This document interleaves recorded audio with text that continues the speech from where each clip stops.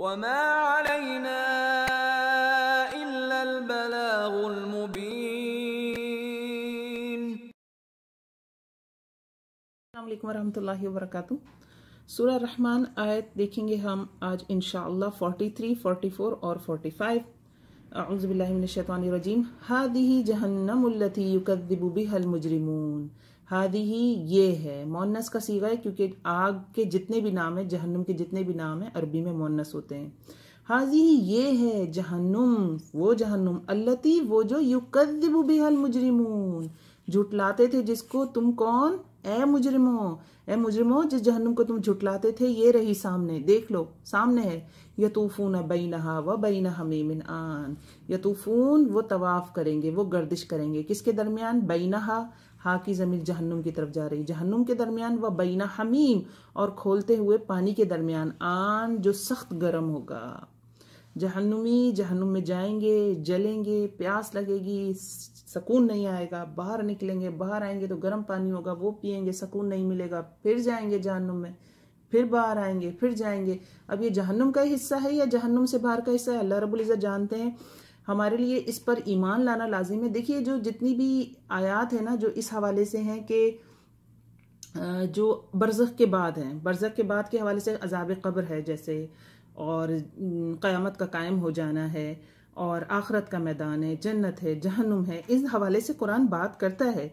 लेकिन ये दीन में मतलूब नहीं है। दीन में मतलूब चीज़ें क्या हैं? अहकामात, कि ये करना है और ये नहीं करना, ऐसे कर लोगे तो ये मिल जाएगा, इसे छोड़ दोगे तो इससे बच जाओगे। दीन में मतलूब ये है, इसी पर बहस की जाती है ज़्यादातर, और इसी को समझना और इस पर अमल करना लाजिम है। ये तो कुछ चीज़ें हैं जो अल्लाह रब्बुल इज़्ज़त ने हमें बता दी, जितने हमें बता दी हम उस पर उतना ईमान ले आए। जन्नत के हवाले से भी ये बात है और जहन्नुम के हवाले से भी ये बात है।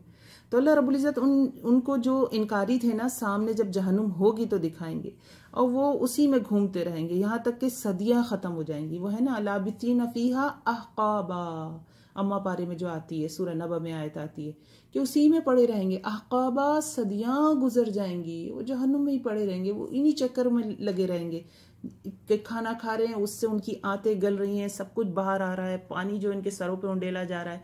भागने की कोशिश कहीं करेंगे तो लोहे के गर्ज होंगे, हथौड़े होंगे जिनसे उनको मारा जाएगा और वापस फेंका जाएगा। तो इसी में सब कुछ गुजर जाएगा।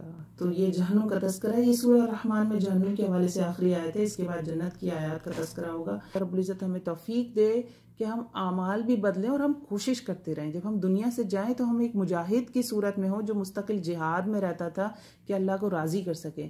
हम उस काहिल और सुस्त मुनाफिक की तरह ना हो कि जो बैठा इंतज़ार करता रहता है कि अच्छा मौका लगा तो नेकी कर लूँगी, नहीं लगा तो फिर रहने दो। वो है ना, मुनाफिकीन के लिए आती कि वो किनारे पे जीते हैं। किनारे पे कैसे जीते हैं? मेन स्ट्रीम में नहीं आते, किनारे पे रहते हैं। अच्छा, हालात देखकर फैसला करेंगे क्या करना चाहिए, नहीं। मोमिन हालात देख के फैसला नहीं करता। मोमिन के पास एक स्केल होता है, एक स्टैंडर्ड होता है कि वो उसे पता होता है कि ये करना है, अल्लाह रब्बुल इज़्ज़त ने ये फरमाया है। हाँ, मैं परफेक्टली नहीं कर सकती लेकिन मैं कोशिश करती रहूंगी। मिसाल के तौर पर हिजाब ही है, हिजाब आप नहीं कर सकते। मिसाल के तौर पर जो शरई तरीका है हिजाब का, कोई दो हिजाब नहीं है, एक ही हिजाब है कुरान में। जो हम पाकिस्तान में उर्फ़ आम में कहते हैं शरई पर्दा, नहीं, वे पर्दा एक ही है। जो चीज़ें जिनसे छुपानी है वो छुपानी ही है, कोई दूसरा पर्दा पर्दे में नहीं आता। अब कोई औरत सोचती है कि नहीं मैंने ये पर्दा करना है और उससे नहीं हो पा रहा, तो वो ये सोच कर बैठ ना जाए कि अच्छा आगे हालात बनेंगे, 2 साल बाद मैं अपना घर अलग ले लूंगी तो मैं पर्दा शुरू कर दूंगी, या कुछ ऐसी सिचुएशन आ जाएगी। नहीं, तरब्बुस में ना रहें, हालात का इंतज़ार ना करें, मुजाहिद बन जाए, कोशिश शुरू कर दें। पहले बाल छुपाना शुरू करें, फिर उसके बाद सबसे बड़ी बात, जब हम किसी ऐसी गैदरिंग में जाते हैं जहाँ पे हमें तैयार होकर जाना है, वह अपनी जीनत छुपाएं, क्योंकि पर्दे का बेसिक मकसद क्या है? जीनत छुपाना। शादियों में और दूसरी जो गैदरिंग्स हैं, घर में दावतें हैं, नामहरम के आगे आने से बचें, अपने कमरे में रहें। अपने घर जो नामहरम है वो आगे एक ड्राइंग रूम हो, एक मजलिस हो, वहां बैठें, खाना खाएं और वहां से बाहर हो जाएं। माहौल बनाएं, आज से बनाएं, इंतज़ार नहीं करें। मौत का नहीं पता। ये हमने जितनी जहन्नुम की आयत पढ़ी हैं ये हमारे ही लिए हैं, ये किसी तीसरी मखलूक के लिए नहीं है।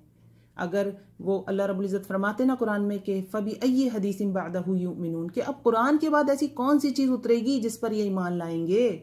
हम इतना पढ़ रहे हैं तो अब हमें ऐसी कौन सी किताब आएगी जो हमें तब्दील करेगी। इतनी जहन्नुम की आयत पढ़ने के बाद भी अगर हम अपने अमल में तब्दीली करने के लिए राजी नहीं है तो ऐसी क्या चीज़ अब आसमान से उतरेगी जो हमारे अमलों को बदलेगी। तो ये बहुत लम्हा फ़िक्रिया है हमारे लिए। अल्लाह रब्बुल इज़्ज़त हमें अच्छे अमल करने वालों में से बना दे और हमें अपनी रहमत के साथ जो हमारा ये ज़िंदगी का वक्फ़ा है ना, जो सबसे छोटा होता है इंसान की ज़िंदगी का, दुनिया में आने से पहले भी हम रूहें हैं, अल्लाह ने पैदा किया, आसमान पे कहीं पड़ी सो रही थी, दुनिया में आ गई, दुनिया का सबसे छोटा अरसा है और फिर आगे तो अबदी ज़िंदगी है।